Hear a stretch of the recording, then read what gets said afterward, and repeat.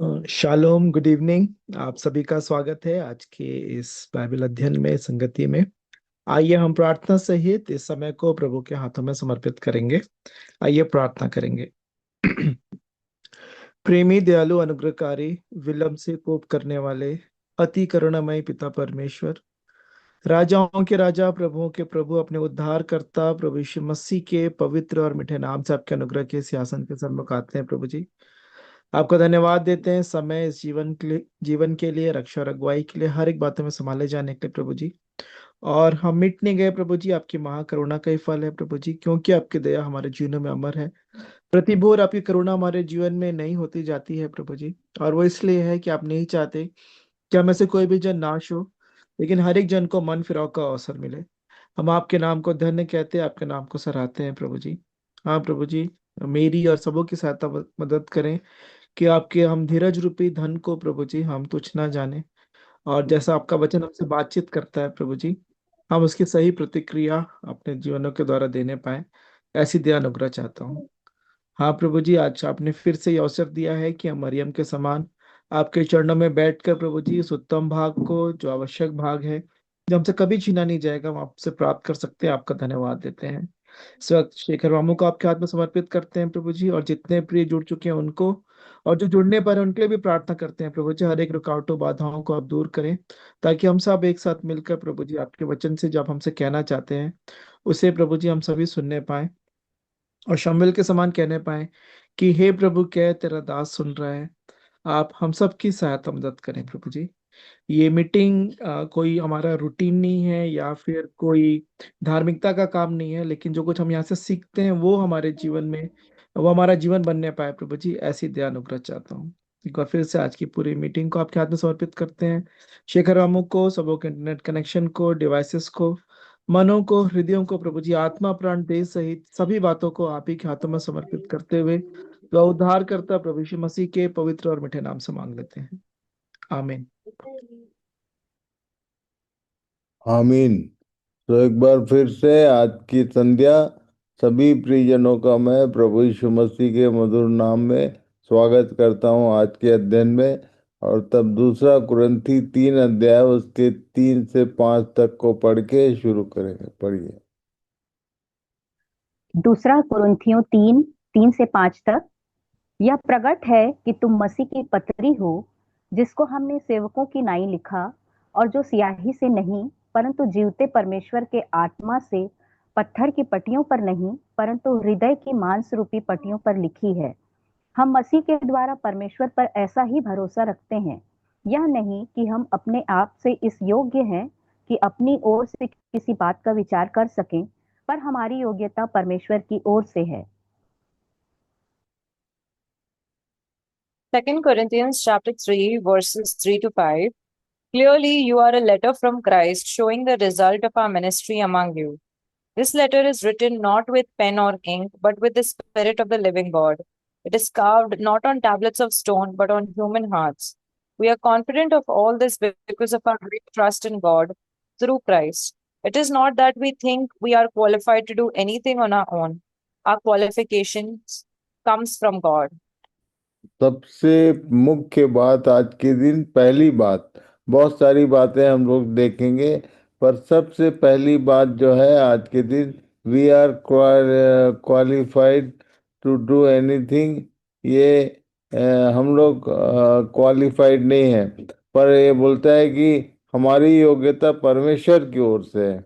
ये पौलुस बताना चाहता है, सबको एनकरेजिंग वर्ड है कि हम कोई भी योग्य नहीं है, पर सब के सब परमेश्वर की ओर से योग्य बनाए जाते हैं। प्रतिदिन परमेश्वर का वचन हमसे बात करता है, हमारी सहायता करता है, हमारा मार्गदर्शन करता है, इसलिए कि परमेश्वर हमको योग्य बनाकर इस पृथ्वी पर अपने लोगों के बीच में, अपनी रचना के बीच में प्रकट करना चाहता है, उनसे बात करना चाहता है। और इसलिए धन्यवाद का विषय है कि हमारी योग्यता परमेश्वर की ओर से है।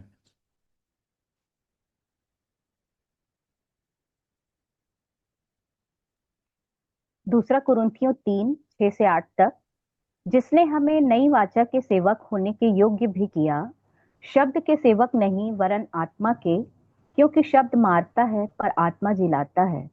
और यदि मृत्यु की यह वाचा जिसके अक्षर पत्थरों पर खोदे गए थे, यहाँ तक तेजोमय हुई कि मूसा के मुंह पर के तेज के कारण जो घटता भी जाता था, इसराइली उसके मुंह पर दृष्टि नहीं कर सकते थे, तो आत्मा की वाचा और भी तेजोमय क्यों न होगी। तो आज हम लोग उसी विषय पर जो बीते दिनों में हमने ध्यान किया कि परमेश्वर से बात करने के कारण मूसा के मुंह पर एक तेज फैला रहता था, और तब ये जो ग्लोरी उसके चेहरे पर विद्यमान थी, वो उससे बात करने के कारण होती थी। और इसलिए वही प्रकाशन हमारे जीवनों में भी परमेश्वर प्रकट करना चाहता है। Yes, read it. 2 Corinthians chapter 3 verses 6 to 8. He has enabled us to be ministers of his new covenant. This is a covenant not of written laws, but of the Spirit. The old written covenant ends in death, but under the new covenant, the Spirit gives life. The old way, with laws etched in stone, led to death, though it began with such glory that the people of Israel could not bear to look at Moses' face. For his face shone with the glory of God, even though the brightness was already fading away. Shouldn't we expect far greater glory under the new way now that the Holy Spirit is giving life?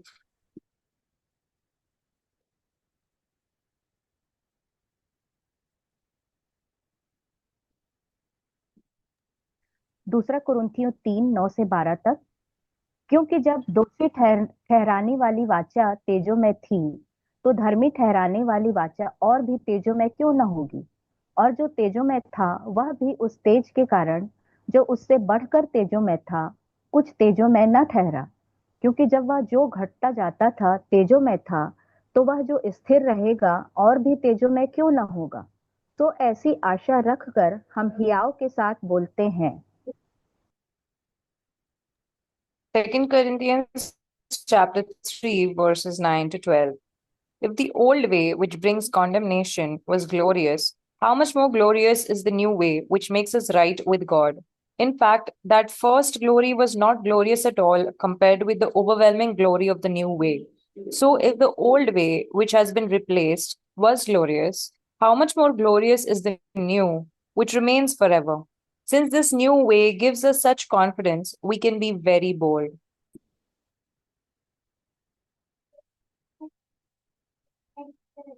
दूसरा कुरिन्थियों 3:13 से 15 तक। और मूसा की नाई नहीं जिसने अपने मुंह पर पर्दा डाला था, ताकि इसराइली उस घटने वाली वस्तु के अंत को न देखें, परंतु वे मतिमंद हो गए, क्योंकि आज तक पुराने नियम के पढ़ते समय उनके हृदयों पर वही पर्दा पड़ा रहता है, पर वह मसीह में उठ जाता है। और आज तक जब कभी मूसा की पुस्तक पढ़ी जाती है, तो उनके हृदय पर पर्दा पड़ा रहता है। 2 Corinthians chapter 3 verses 13 to 15. We are not like Moses, who put a veil over his face so the people of Israel would not see the glory, even though it was destined to fade away.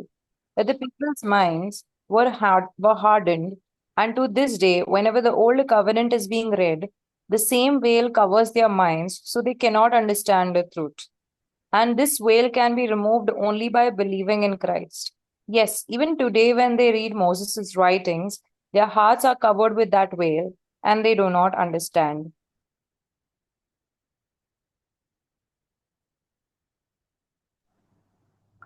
दूसरा कुरिन्थियों 3:16 से 18 तक।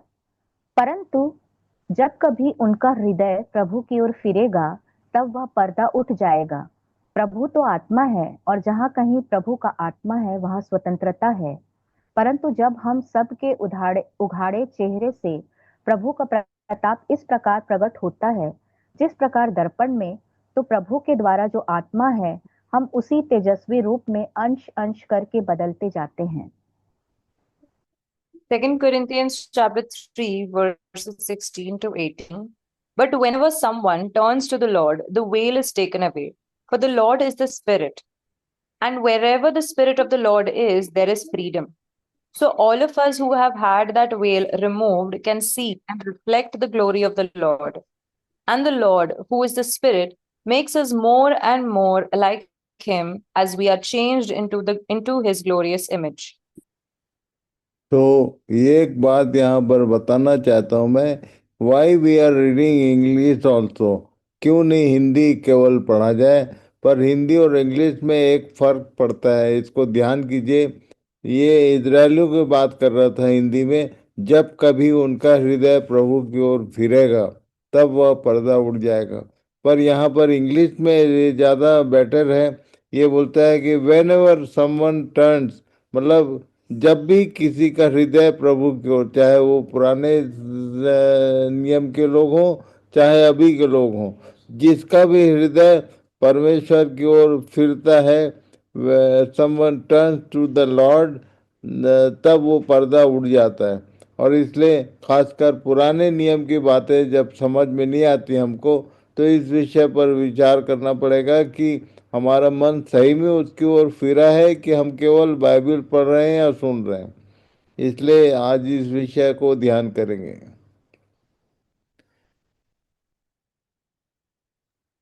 प्रेरितों के काम 17:26 से 30 तक।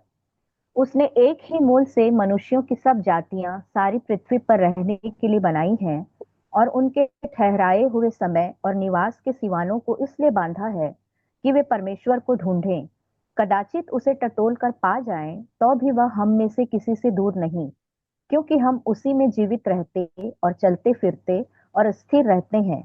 जैसे तुम्हारे कितने कवियों ने भी कहा है कि हम तो उसी के वंश भी हैं, सो परमेश्वर का वंश होकर हमें यह समझना उचित नहीं कि ईश्वरत्व सोने या रुपये या पत्थर के समान है, जो मनुष्य की कारीगरी और कल्पना से गढ़े गए हों। इसलिए परमेश्वर अज्ञानता के समयों में आनाकानी करके अब हर जगह सब मनुष्यों को मन फिराने की आज्ञा देता है।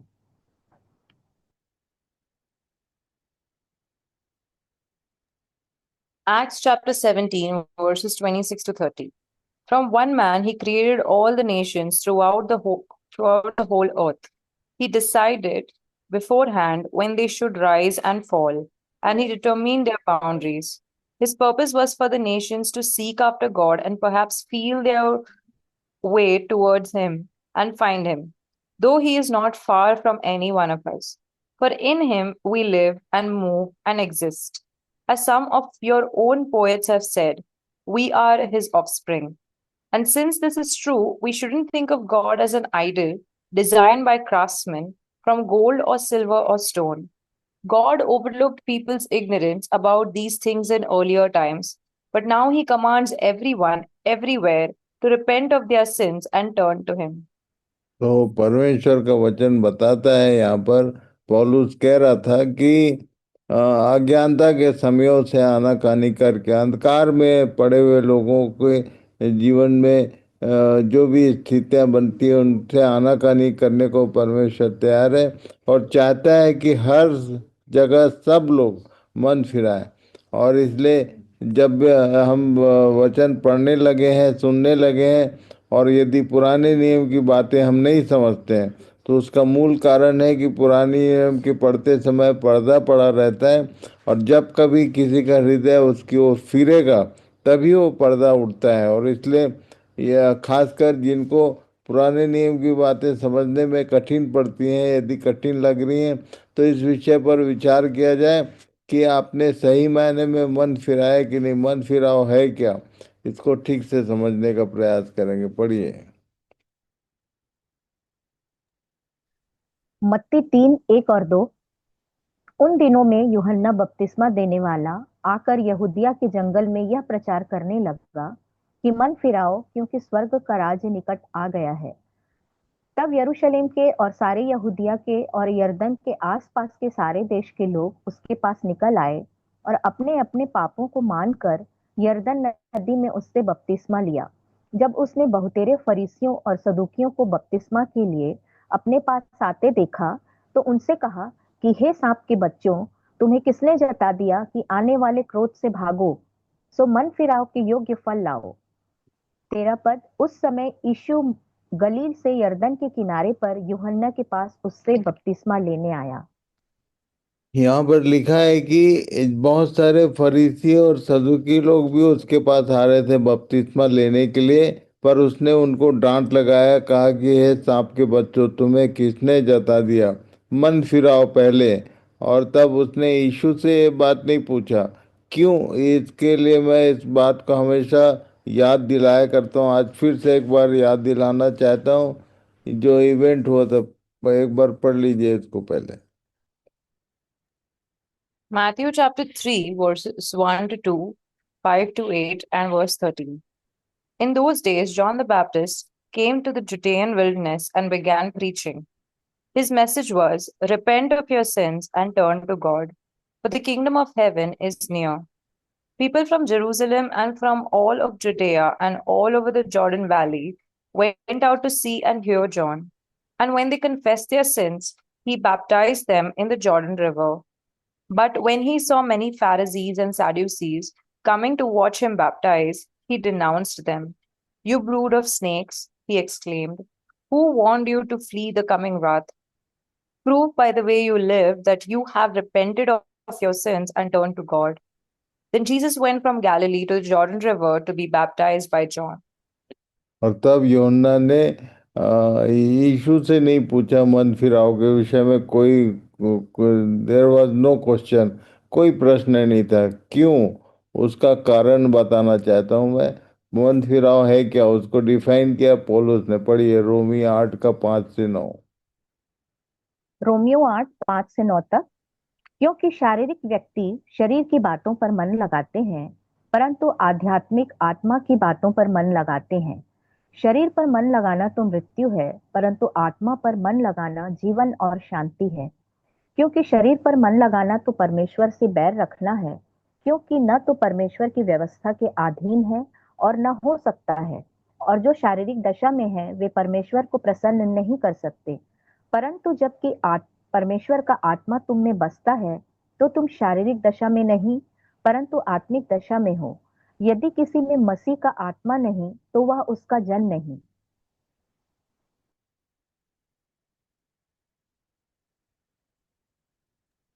Romans chapter 8, verses 5 to 9. Those who are dominated by the sinful nature think about sinful things, but those who are controlled by the Holy Spirit think about things that please the Spirit. So, letting your sinful nature control your mind leads to death, but letting the Spirit control your mind leads to life and peace. For the sinful nature is always hostile to God. It never did obey God's law, and it never will. That's why those who are still under the control of their sinful nature can never please God. But you are not controlled by your sinful nature. You are controlled by the Spirit, if you have the Spirit of God living in you. And remember that those who do not have the Spirit of Christ living in them do not belong to Him at all.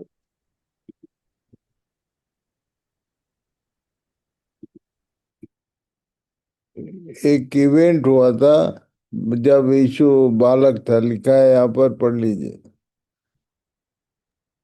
लूका 2, 41 से 44 तक। उसके माता पिता प्रति वर्ष फसह के पर्व में यरूशलेम को जाया करते थे। जब वह 12 वर्ष का हुआ तो वे पर्व की रीति के अनुसार यरूशलेम को गए। और जब वे उन दिनों को पूरा करके लौटने लगे, तो वह लड़का यीशु यरूशलेम में रह गया, और यह उसके माता पिता नहीं जानते थे। वे यह समझकर कि वह और यात्रियों के साथ होगा, एक दिन का पड़ाव निकल गए और उसे अपने कुटुंबियों और जान पहचानों में ढूंढने लगे।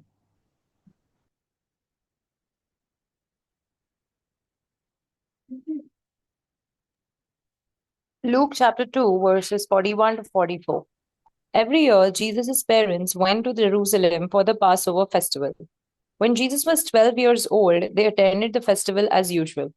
After the celebration was over, they started home to Nazareth, but Jesus stayed behind in Jerusalem. His parents didn't miss him at first because they assumed he was among the other travelers.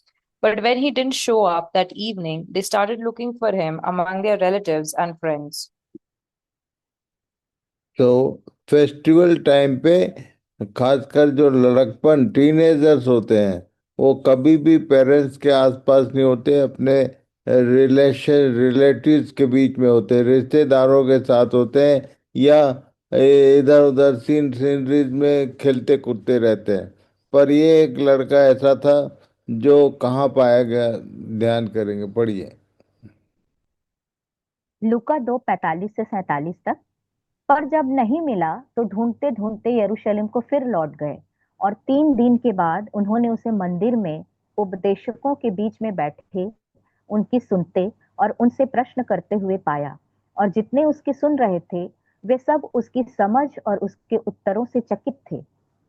मत्ती 4:17। उस समय से यीशु प्रचार करना और यह कहना आरंभ किया कि मन फिराओ, क्योंकि स्वर्ग का राज्य निकट आया है।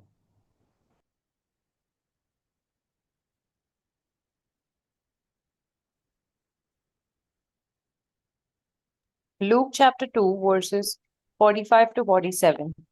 When they couldn't find him, they went back to Jerusalem to search for him there. 3 days later, they finally discovered him in the temple, sitting among the religious teachers, listening to them and asking questions. All who heard him were amazed at his understanding and his answers. Matthew chapter 4, verse 17. From then on, Jesus began to preach, "Repent of your sins and turn to God, for the kingdom of heaven is near."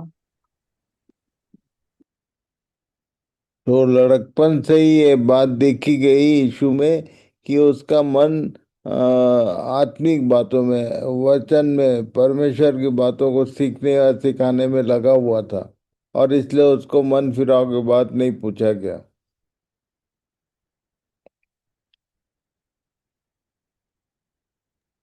प्रेरितों के काम 1:1।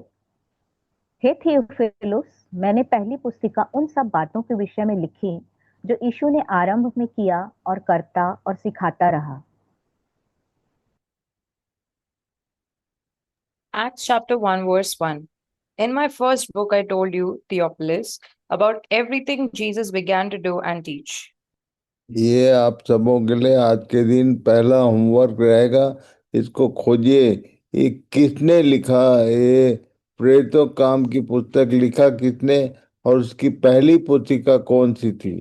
तो उसने यहाँ लिखा है कि यीशु ने जो किया वो करता था और उसके बाद सिखाता था। कोई भी बात सिखाया तो उसने खुद किया पहले, उसके बाद सिखाया। इस बात को हमको सबको याद रखना है कि यदि आप किसी को कुछ सिखाना चाहते हैं, पहले खुद अप्लाई करिए, तभी दूसरों को सिखाए, तभी वो फलवंत होगा। यीशु ने यही किया, उसने मॉडल दिया कैसे हमको सिखाना है। पहले खुद करना है, फिर सिखाना है। इसको याद रखिए सब लोग। मरकुस 1:14 और 15। यूहन्ना के पकड़वाए जाने के बाद यीशु ने गलील में आकर परमेश्वर के राज्य का सुसमाचार प्रचार किया और कहा, समय पूरा हुआ है और परमेश्वर का राज्य निकट आ गया है। मन फिराओ और सुसमाचार पर विश्वास करो। ये मन फिराव का प्रचार सबसे पहले यूहन्ना ने शुरू किया था। उसके पकड़वाए जाने के बाद यीशु ने प्रचार करना शुरू किया। ये बताता है कि यदि एक जन कर रहा है, उसके किसी तरह ड्रॉप हो जाने से दूसरे को उसकी जगह लेनी है। और तब उसने कहा समय पूरा हुआ, समय को कोट किया उसने और बताया कि मन फिराओ। सो इस बात को ध्यान रखिए। समय के विषय में बात करेंगे अभी। जो भी सिचुएशन है उसके विषय में तब लोग इंटरेस्ट लेते हैं।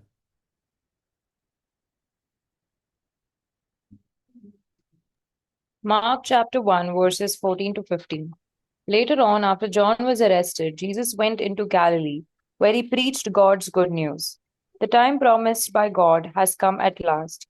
He announced, "The kingdom of God is near. Repent of your sins and believe the good news."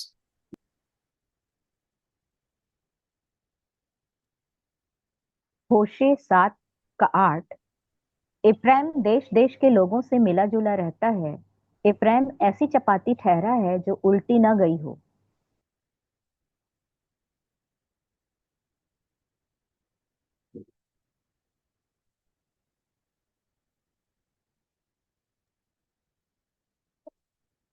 होशे 7 और 8।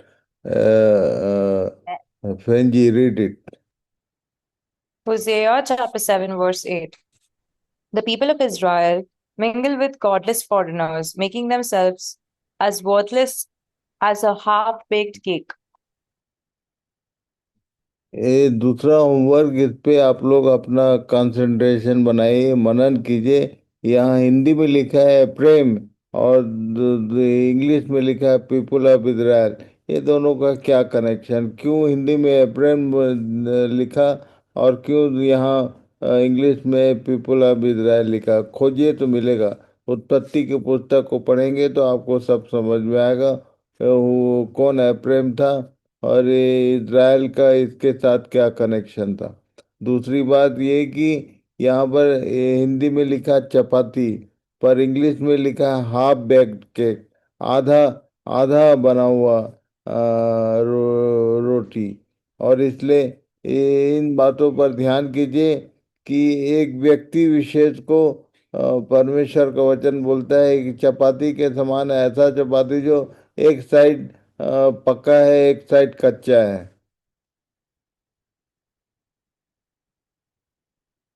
इसको याद रखिए और वॉच कीजिए अपने आप को कि आप कौन सी चपाती हैं। दोनों साइड बराबर सिकी हुई, दो साइड का मतलब एक तो हमारा शारीरिक जीवन है, एक हमारा आत्मिक जीवन।